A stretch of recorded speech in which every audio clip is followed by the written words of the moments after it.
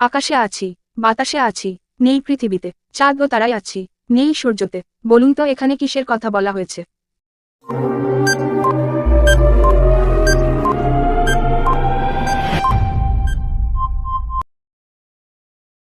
দর্শক, এখানে উত্তর হবে আকার।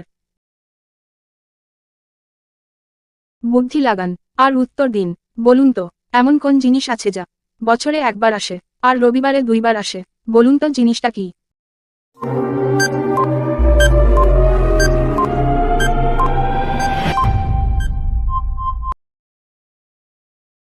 বছর লিখতে গেলে ব অক্ষরটি একবার আসে, আর রবিবার লিখতে গেলে ব অক্ষরটি দুইবার আসে।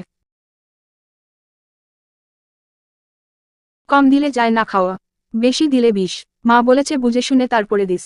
বলুন তো জিনিসটা কি?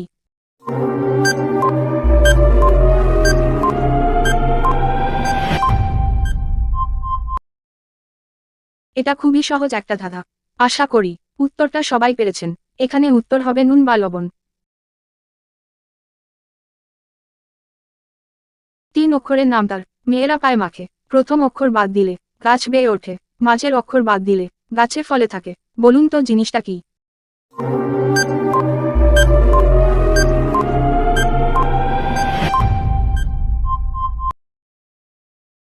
আলতা মেয়েরা পায় মাখে, লতা গাছ বেয়ে ওঠে, আর আতা হলো একটি ফল যা গাছে ফলে।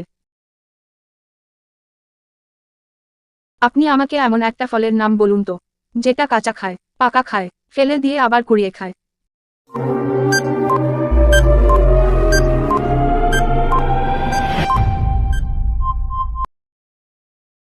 দর্শক, এখানে উত্তর হবে কাঁঠাল এবং তাল।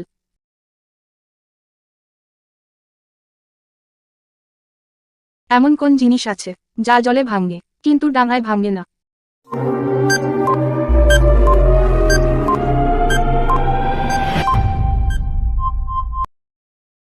এখানে অনেকগুলি উত্তর হতে পারে, তার মধ্যে কয়েকটি হলো নুন, বিস্কুট, নদীর পার ইত্যাদি। বলতে পারবেন একটা নবজাত শিশু কাঁদলে তার চোখ দিয়ে জল বের হয় না কেন?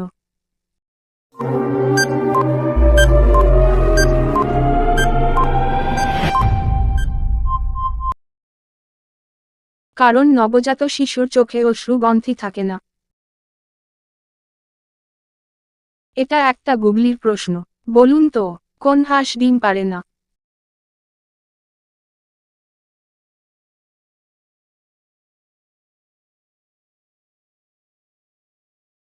উত্তরটা খুবই সহজ ছিল।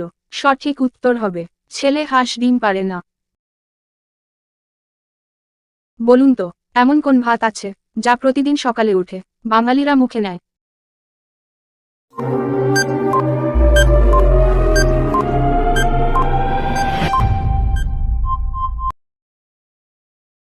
আমরা প্রতিদিন সকালে উঠে সুপ্রভাত বলি,